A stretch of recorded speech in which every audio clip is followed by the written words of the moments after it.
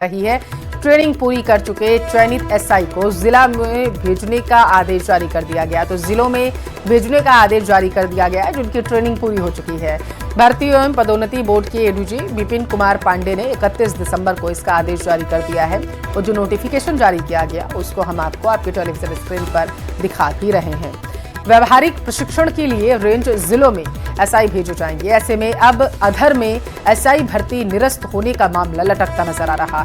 SI भर्ती 2021 पर high court ने सरकार से जवाब मांगा था। 2021 भर्ती एसआई को जिलों में भेजने को लेकर हाईकोर्ट ने स्टेटस रिपोर्ट मांगी थी। एसआई भर्ती 2021 नकल केस में अब तक 50 ट्रेनी एसआई गिरफ्तार हो चुके हैं।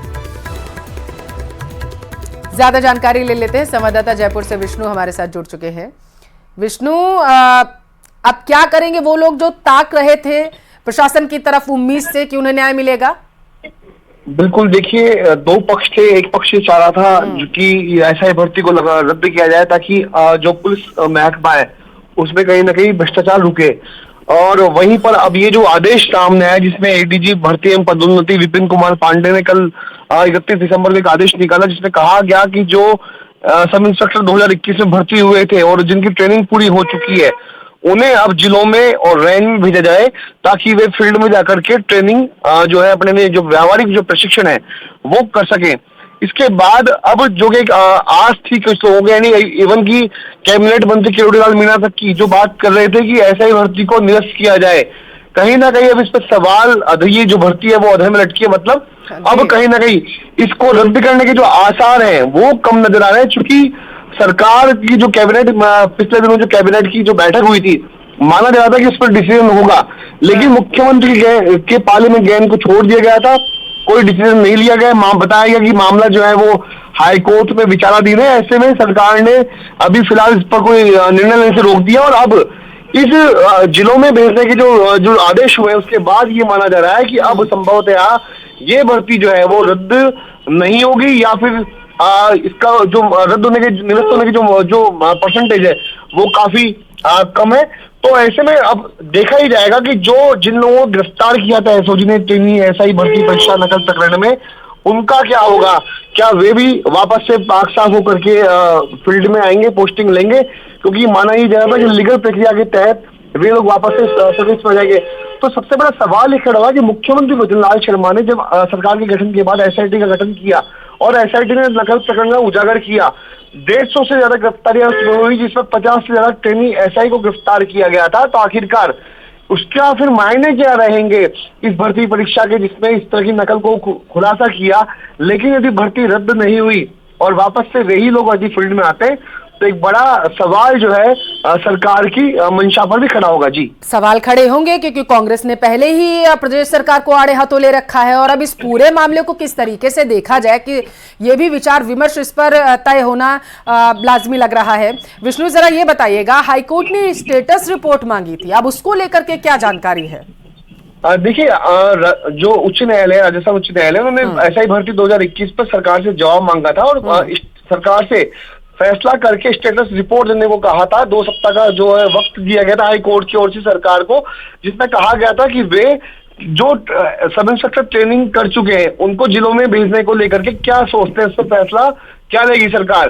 तो सरकार ने अपना फैसला लगभग ले लिया है। पुलिस मुख्यालय की ओर से जो एडीजी भर्ती पदोन्नति की ओर से को आदेश की वो पालना करने के लिए कहा गया है। तो ऐसे में हाई कोर्ट के अब जो फैसला है वो भी आना बाकी है, चूंकि अभी हाई कोर्ट में छुट्टियां चल रही है, तो छुट्टियों के बाद अब हाई कोर्ट में सरकार स्टेटस रिपोर्ट भी रखेगी। जी, ठीक है विष्णु, शुक्रिया आपका जानकारी पहुंचाने के लिए।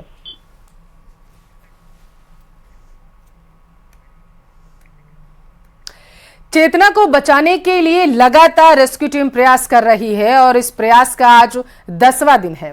अब संभावनाएं ये जताई जा रही हैं कि रेस्क्यू टीम बेहद पास पहुंच चुकी है। जल्द ही चेतना को बोरवेल से बाहर निकाल लिया जाएगा। अलर्ट मोड पर दूसरी तरफ प्रशासन को भी रख लिया गया है। विधायक और जिला कलेक्टर ने परिजनों से बातचीत भी की है। 10 दिनों से 170 फीट गहरे गड्ढे में मासूम फंसी हुई है। रेस्क्यू ऑपरेशन में 400 से ज्यादा कर्मचारी जुटे हैं। तकरीबन 238 घंटे से ज्यादा का समय बीत चुका है। 238 घंटे से लगातार एनडीआरएफ एसडीआरएफ की टीम जो है वहां पर जुटी हुई है ताकि चेतना को बचाया जा सके, चेतना को सुरक्षित बोरवेल से बाहर निकाला जा सके। ज्यादा जानकारी ले लेते हैं, संवाददाता हीरालाल हमारे साथ लाइव जुड़ चुके हैं। हीरालाल, समय बीतता जा रहा है, परिजनों की सांसें भी थमी हुई हैं, प्रशासन क्या कह रहा है? जी, मैं बता दूं कि पिछले 10 दिन से जो चेतना को बाहर निकालने के लिए रेस्क्यू ऑपरेशन शुरू किया गया था वो आज अंतिम चरण में है। क्योंकि आज जिस प्रकार की यहाँ हलचल देखी जा रही है, अभी जिला कलेक्टर कल्पना अग्रवाल ने मीडिया को बाइट भी दी है, उसमें साफ तौर पे उन्होंने कहा है कि जो रेस्क्यू टीम है चेतना के बेहद करीब पहुंच चुकी है और कुछ क्षणों बाद यानी कि कुछ समय बाद चेतना को उस गड्ढे से बाहर निकाल लिया जाएगा। लेकिन जो परिजन है जो पिछले 10 दिन से उस मासूम चेतना के लिए इंतजार कर रहे थे, शायद आज उनका इंतजार पूरा होने वाला। परिणाम चाहे भले ही कुछ भी हो, लेकिन कहा जा सकता है जो रेस्क्यू ऑपरेशन है वो जरूर पूरा होने वाला है। क्योंकि जिस प्रकार से यहाँ कॉरिडोर बना दिया गया है, मेडिकल टीम को अलर्ट कर दिया गया है, जो जिला अस्पताल बीडीएम अस्पताल है वहां भी मेडिकल टीम को अलर्ट कर दिया गया है, एक एम्बुलेंस को यहाँ तैनात कर दिया गया है। जो कहा जा सकता है कि जो रेस्क्यू टीम है वो चेतना के बिल्कुल बेहद करीब है। क्योंकि जो जिस प्रकार से 30 घंटे पहले जो टनल खोदा गया था और उस टनल खोदने के बाद जो बोर है वो डिसलोकेट नजर आया था, क्योंकि लोकेशन नहीं मिल पाने से करीबन 15 इंच है जो बोर दूर चला गया था, दूर स्थित था। उसको दूरी को तय करने के लिए जब बाहर से अत्याधुनिक उपकरण मंगवाए गए और अत्याधुनिक उपकरणों की सहायता बोरवेल को लोकेट किया गया और लगातार